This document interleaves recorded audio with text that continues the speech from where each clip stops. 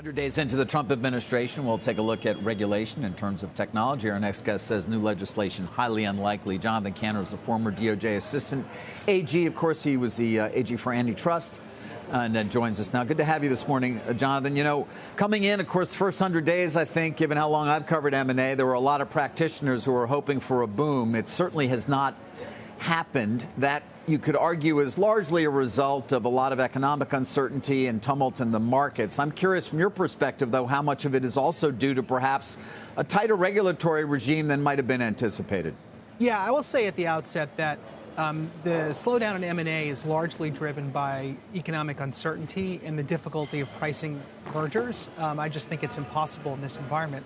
That having been said, in a world where everything seems chaotic, antitrust and regulatory scrutiny on the antitrust front is one area of continuity.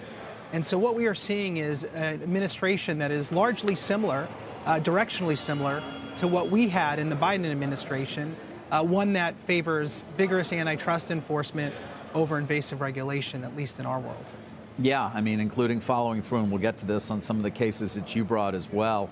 You know, again, I think there had been a hope perhaps that even big tech would be able to do some deals. Is it your sense that given what you're discussing right now in terms of their opposition in this administration even to that we can cross that off the list, whether an Amazon or even an Apple, even though they've never done a big deal, could even consider such a thing? I think the large-scale strategic M&A on behalf of the big tech companies is probably going to face massive headwinds.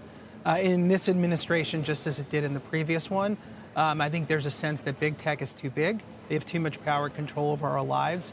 And there's long been a bipartisan effort and support for reining in that power. And we're seeing that in real time right now. There are live trials involving Google and Meta in live court right now, and then two others involving Amazon and Apple in the queue. Yeah, it's a pretty extraordinary time in that regard. You know, you mentioned, of course, data collection, privacy, things of that nature. But we said in the intro, you don't seem to be optimistic that the Congress is going to come up with any ability to actually pass legislation. Why not?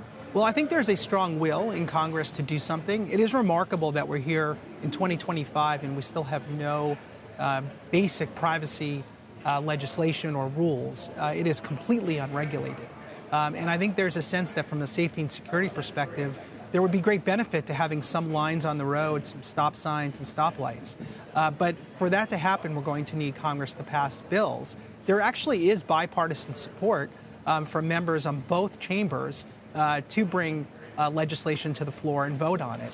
One thing big tech has been very good at, however, is lobbying in order to stop regulation. They may not be able to stop antitrust cases, but they've been effective at stopping legislation. I think eventually the dam will break, but I don't know that there's anything immediate that's going to happen. I think you just said that tech, faces pressure because they're too big, they're too powerful, they exert too much power in our lives, something like that. But Jonathan, we're in this bigger competitive area where it's the U.S. versus China.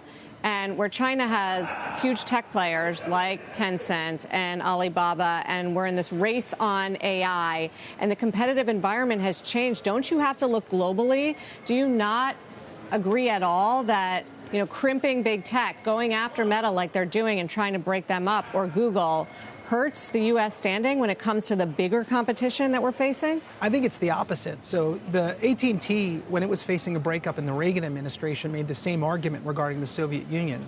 The Reagan administration rejected the argument then. I think we should reject it now.